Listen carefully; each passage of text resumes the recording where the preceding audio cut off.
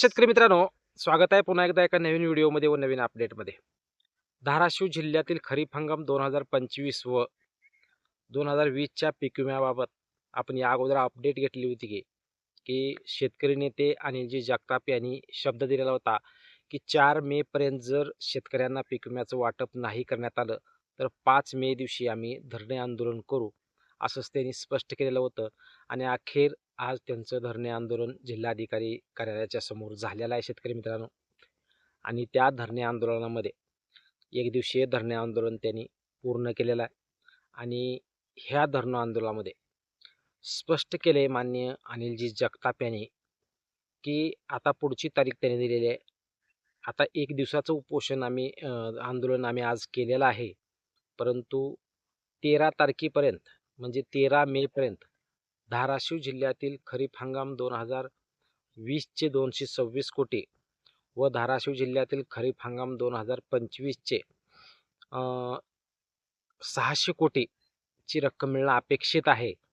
आणि ही रक्कम जर 13 मे पर्यंत शेतकऱ्यांना जर प्रशासन असो, विमा कंपनी असो व याच्याशी संबंधित जे कोणी आहेत यांनी जर शेतकऱ्यांना ही रक्कम नाही दिली तर जिल्हाभरात आम्ही आंदोलन करण्याचा इशारा त्यांनी दिलेला आहे.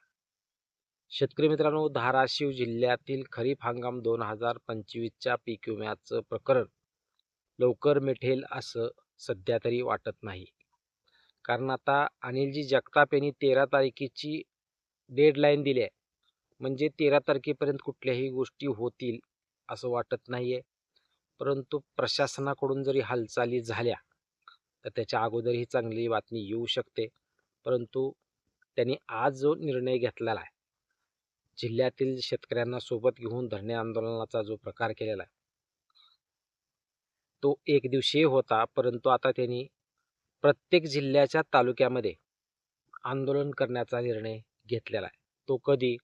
जर 13 मे पर्यंत शेतकऱ्यांना पीक विम्याचं वाटप नाही करण्यात आलं तर आम्ही 14 तारखेपासून संपूर्ण जिल्ह्यामध्ये प्रत्येक तालुक्यामध्ये आंदोलन करण्याचा निर्णय घेतलेला आहे.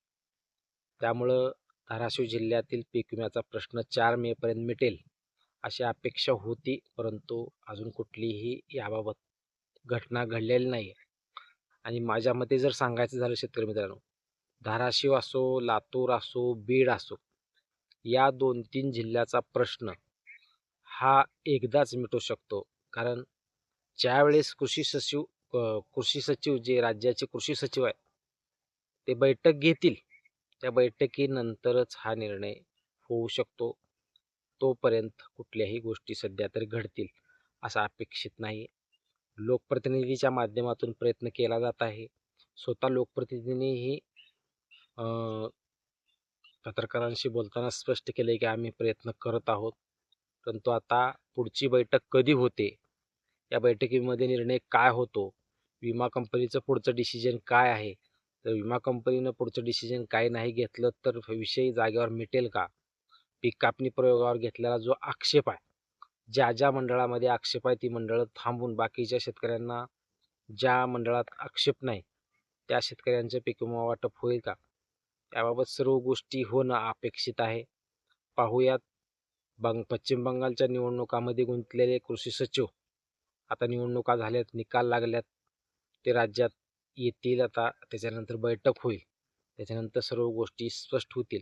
परंतु पीक विमा मिळत नाही म्हणून जिल्ह्यातील ज्या शेतकऱ्यांनी प्रयत्न केलेला होता की आज 5 मे दिवशी धरणे आंदोलन अनिलजी जगताप यांनी शेतकरी नेते, तर ते धरणे आंदोलन एक दिवसाचं आज झालेलं आहे.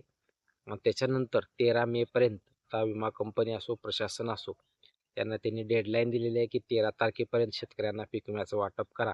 अन्यथा आम्ही 13 तारखेच्या नंतर संपूर्ण जिल्ह्यातील सर्व तालुक्यामध्ये एक आंदोलनाला सुरुवात करू व पीक विमा निश्चित मिळवून घेऊ असं त्यांनी स्पष्ट केलेलं आहे.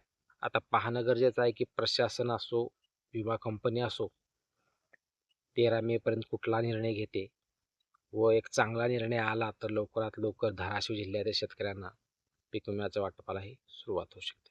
याबाबत कुठली अपडेट आली तर चॅनलवर लगेच व्हिडिओ येईल. चॅनलवर तुम्ही नवीन असाल तर चॅनलला सबस्क्राईब करा व जास्तीत जास्त शेतकऱ्यांपर्यंत व्हिडिओ शेअर करा. धन्यवाद.